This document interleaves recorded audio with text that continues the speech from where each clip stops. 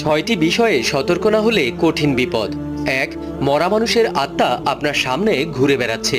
এমন কিছু দেখলে ভয় পাবেন না, আয়াতুল কুরসি পড়বেন, কারণ জিনেরা মৃত মানুষের ছদ্মবেশ নিয়ে ঘুরে বেড়ায়। ২. রাতে আয়না দেখবেন না, কারণ রাতে আয়নার মধ্যে জিন প্রবেশ করে, যে কোনো বিপদ হতে পারে। ৩.